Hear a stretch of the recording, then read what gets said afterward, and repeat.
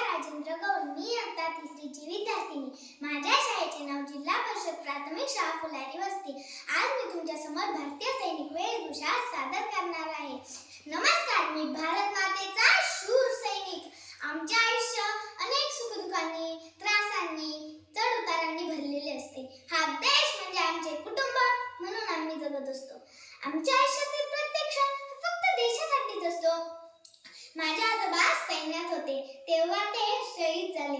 सैनिकांना मिळणारा तो मान सन्मान पाहून मलाही सैनिक व्हावेसे वाटले.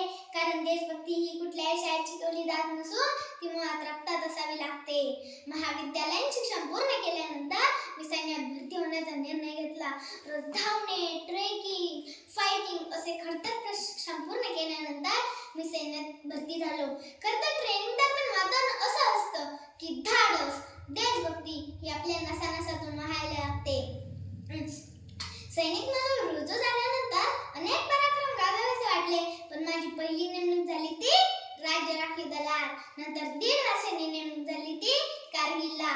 कारगिल म्हणजे चारही बाजूंकडे दाट जंगल, विजेची सोय नाही, रात्र म्हणजे कीटकांशी युद्धच, आणि या सगळ्यात मोठं म्हणजे डोक्यात तेल घालून पहारा घालायचा.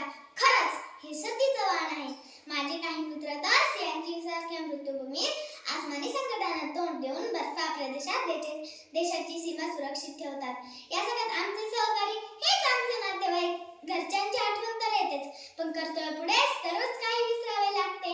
सण तर आम्ही आमच्या केममध्ये साजरे करतो, पण जेव्हा रक्षाबंधनला राख्या, मकर संक्रांतीला तिळगुळ येते तेव्हा असे वाटते, अरे आपण ज्याच्यासाठी इथे उभे आहोत त्यांना आपली थोडी तरी आठवण आणि काळजी तरी येतेच. बरं वाटतंय की आपल्या मागे आपल्या कुटुंबाची काळजी कोणतरी घेतंय. आम्हाला कुठली जात नसते, कुठलाही धर्म नसतो, असते ती फक्त देशभक्ती.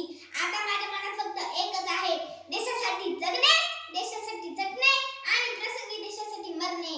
देशासाठी रात्र जगताना अभिमान वाटतो. आमचे व्यक्तित्व, आमचे वक्तृत्व आणि आमचे कृतित्व हे फक्त देशासाठीच असते. दिवाळीला जेव्हा तुम्ही फटाके वाजवत असता तेव्हा आम्ही शत्रूवर गोळ्या झाडत असतो. हे सर्व करताना आम्हालाही काही गोष्टी वाईट वाटतात, ते मी आज तुम्हाला बोलून दाखवणार आहे. आज पाकिस्तानी कुत्रे दहशतवादाच्या नावाखाली आमच्यावर गोळ्या झाडतात आणि आम्हाला फक्त बघत बसावे लागते. कसम भारत माता की. जेव्हा सरकारकडून आदेश मिळतील ना तेव्हा घर घर में घुसकर पाकिस्तानी कुत्तों को मारेंगे. माझा एखादा भाऊ सीमेवर लढताना शहीद झाला तर तुमची देशभक्ती उफाळून निघते. 2 दिवस व्हॉट्सअप, फेसबुकवर श्रद्धांजलीचा वर्षाव होतो. पुढारी, मित्र, नेते भेटायला येतात, पण पुढे त्यांच्या कुटुंबाचं काय? शहीद सैनिकाच्या आईला दुसरा मुलगा असतो, त्याच्या बायकोला दुसरा नवरा मिळेल, पण त्यांच्या मुलाचं काय? त्यांना दुसरा बाप कुठून आणायचा? शहीद सैनिकाच्या बायको समाजात छेड काढली जाते, चेष्टा केली जाते. अरे लाज वाटते तुम्हाला भारतीय म्हणायची. सैनिक जिवंत असताना त्याच्या हाताने कधी झेंडा फडकविला जात नाही, परंतु तोच सैनिक शहीद झाल्यावर त्याच्या बायकोच्या हाताने झेंडा फडकविला जातो. खरंच आम्हाला मेल्यावरच मान मिळणार का? जिवंतपणे नाहीच का? आम्हाला तेव्हा वाटते जेव्हा आपल्या देशाची रणनी मिटवण्यासाठी सैनिकांचा वापर केला जातो.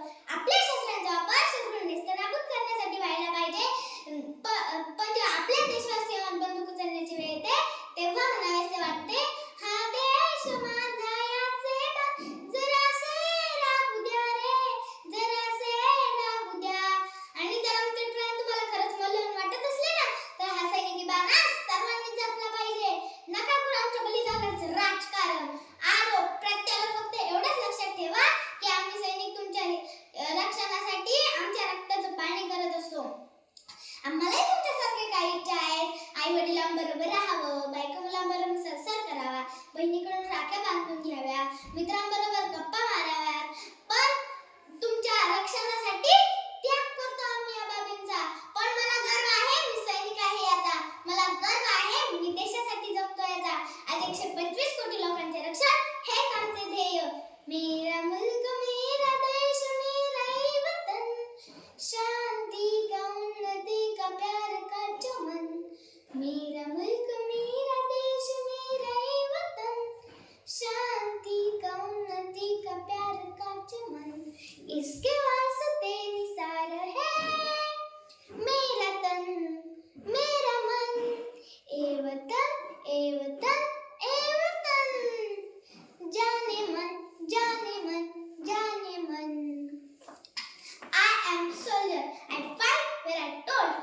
weak where I fight. आणि मी खुश आहे कारण जगते तर कोणीही, पण मी माझ्या भारत मातेसाठी जगतो याचा मला सार्थ अभिमान आहे. आओ झुककर सलाम करे उनको जिनके हिस्से में ये मुकाम आता है. आओ झुककर सलाम करे उनको जिनके हिस्से में ये मुकाम आता है. खुशनसीब होते वो लोग जिनका खून वतन के काम आता है. खुशनसीब होते वो लोग जिनका खून वतन के काम आता है. बोला भारत माता की जय. भारत माता की जय. वंदे मातरम. वंदे मातरम.